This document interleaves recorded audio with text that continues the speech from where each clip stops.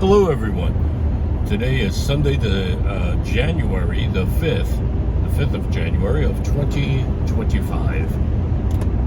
And we're quickly on my local interstate, one of them at least, heading to my regular Sunday meeting.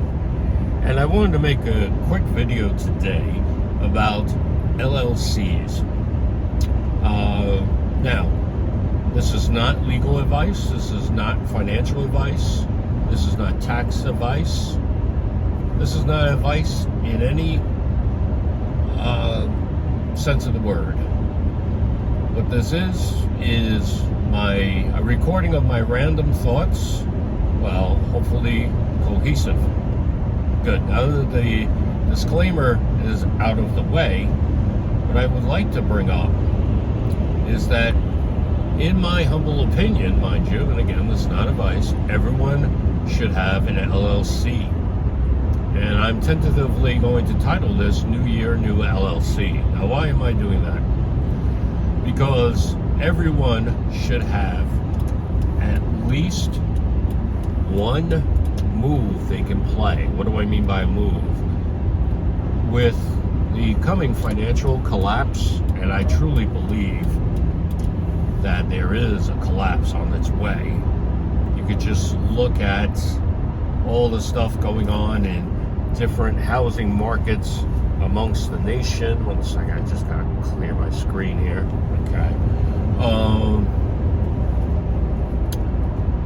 We have a lot going on in the financial markets. We have a lot going on in the different housing markets, like I just said. And all these different regions in one United States of a country, if you get many dominoes collapsing, causes a nationwide problem.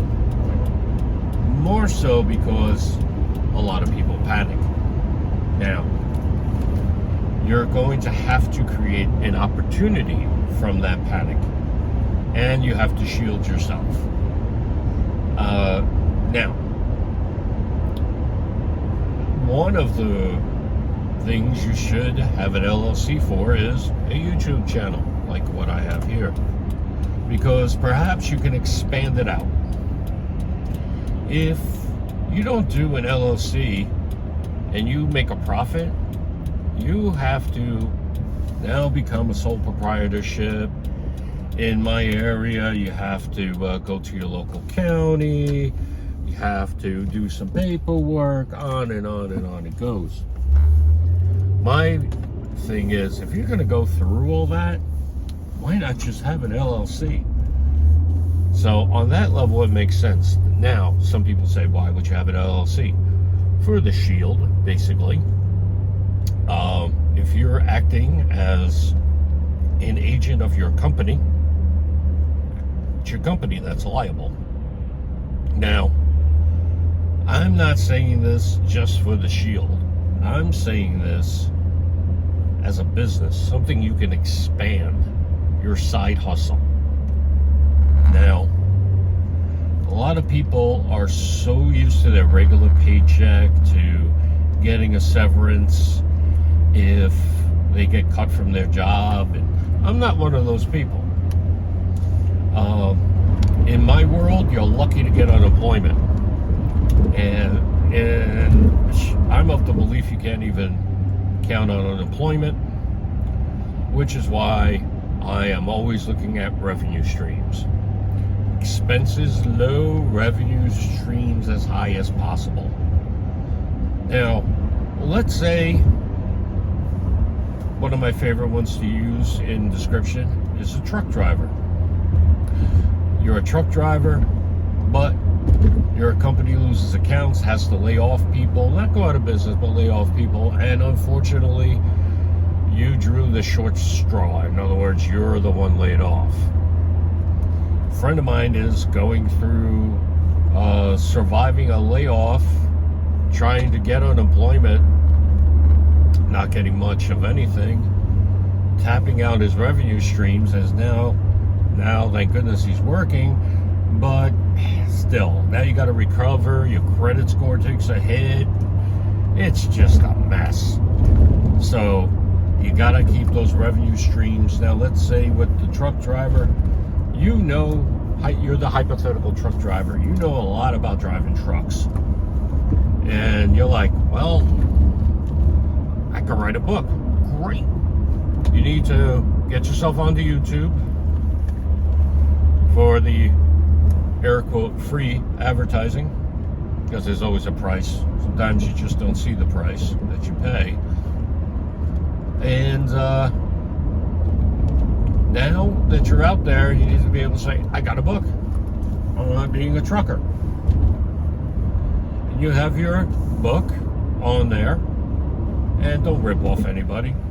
You know, it's up to you if you're going to rip off people, but I'm against ripping people off. So you charge, like, let's say you got a good sized book that you know in bookstores would sell for $40, and since you're cutting out the publisher, you're going to charge, I don't know, just to pull up a number, $15, $20. Well, if you're able to sell a certain amount every month, that's a revenue stream. If you expand that out, and you don't have to just be, it's whatever topic, you expand that out and you start getting memberships on your YouTube, boom. And then, of course, you do have an X account, boom. And you put it all under your media or your LLC. Also, now that you're building up, you got a regular revenue stream, but let's say the economy is really taking a hit. Now your unemployment's cut, because I want to say it lasts only 6 months.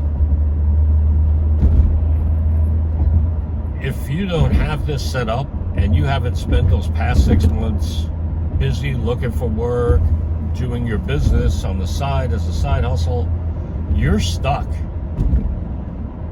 Now, let's say you have done the right thing, you've looked for work, but there hasn't been any, no matter what you're doing. And, or the jobs you get offered, this happens a lot around here, is less than your unemployment, because your unemployment, quote unquote, insurance is paltry at best. You're gonna want to have had your side hustle built up as much as possible. Now, let's say your side hustle has been carrying you over and you want to build it up because you have some idea or something else, and you really want to start doing it. Two things are going to happen. You're going to want to look at setting up what's called an S-Corp. And this is where you definitely want to pursue formal legal advice on this, because it varies by state. Sometimes, from what I've found out, it varies by jurisdiction within that state, usually on the county level. There's some couple other things involved in that. So if you do S-Corp, you may, depending on your situation, be in a better spot.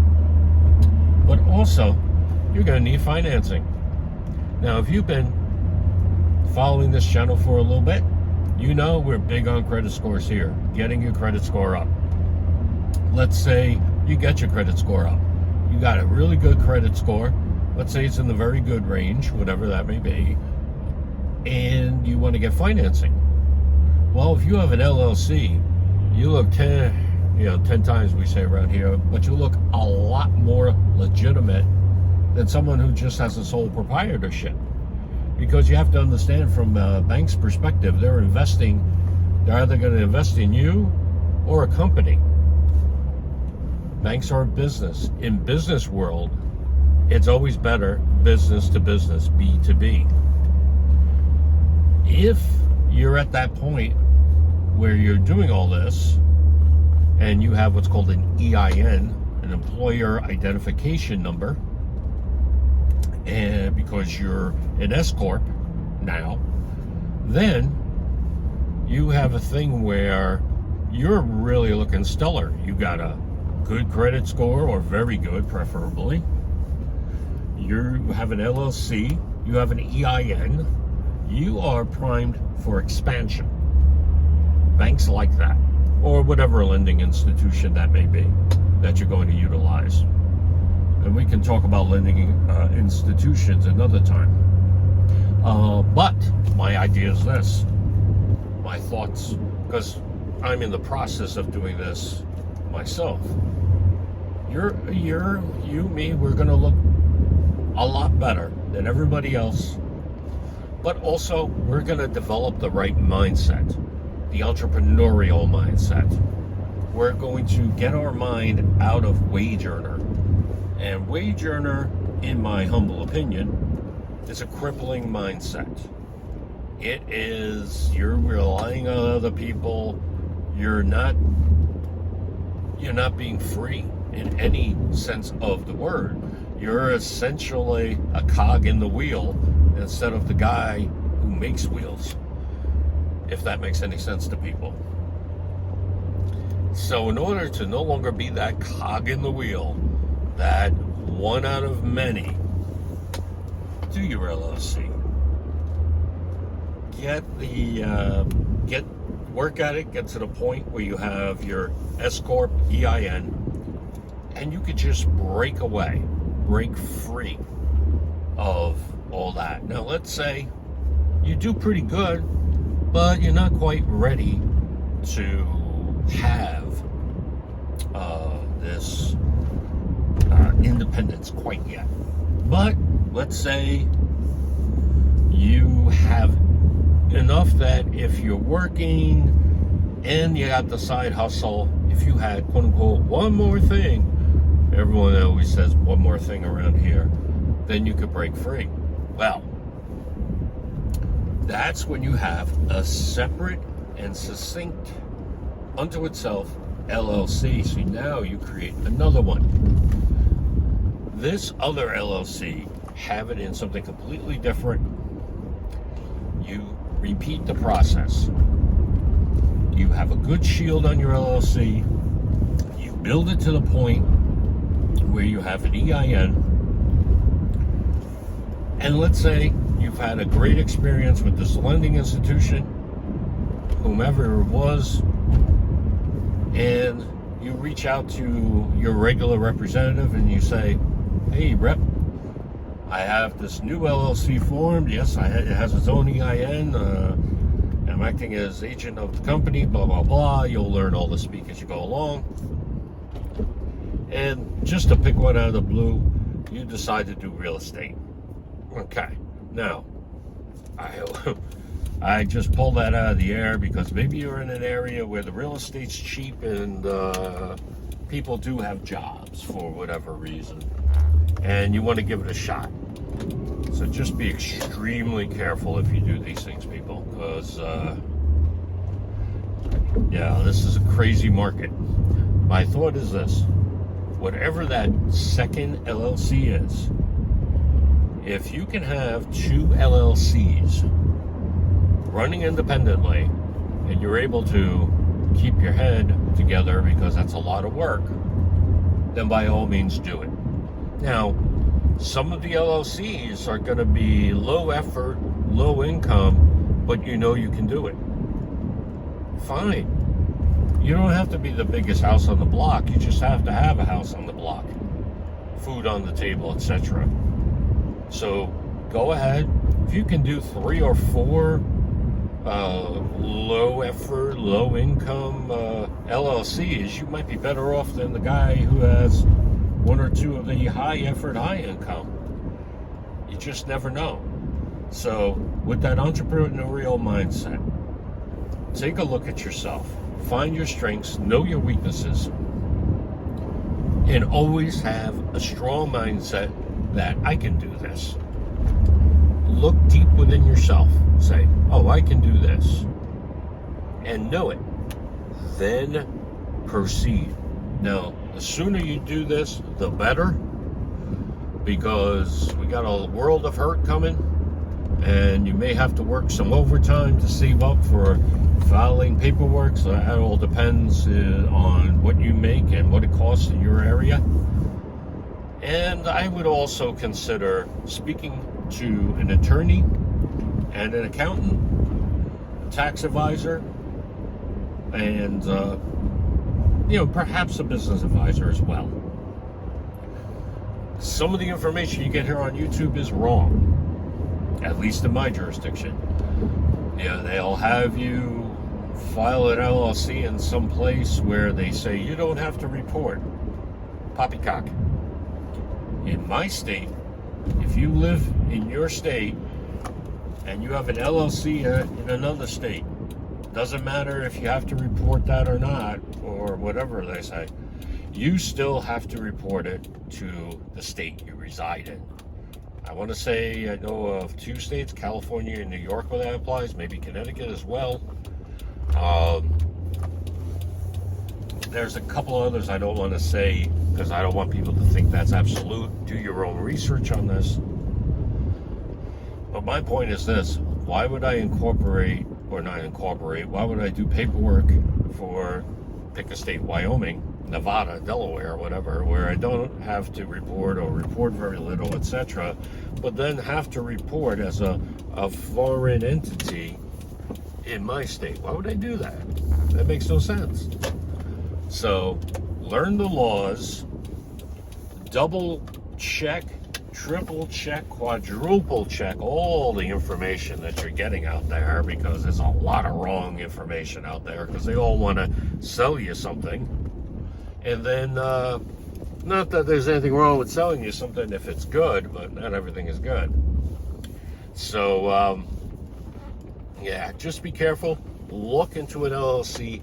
Expect to build it up into a highly viable LLC with an S-Corp designation from the IRS, and do any appropriate state paperwork with that.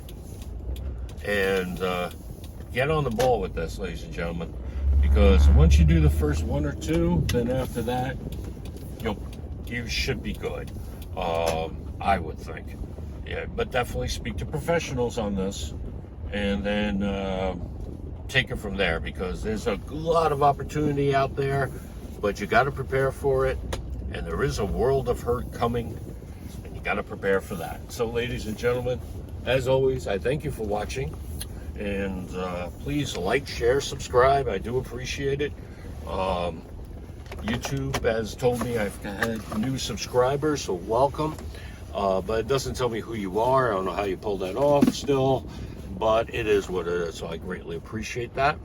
I have to go for my appointment. I'm a half hour late, which is something not usual for me. Well, in this case, it kind of is, which is unfortunate. But, all right, take care, everyone, and have a great day.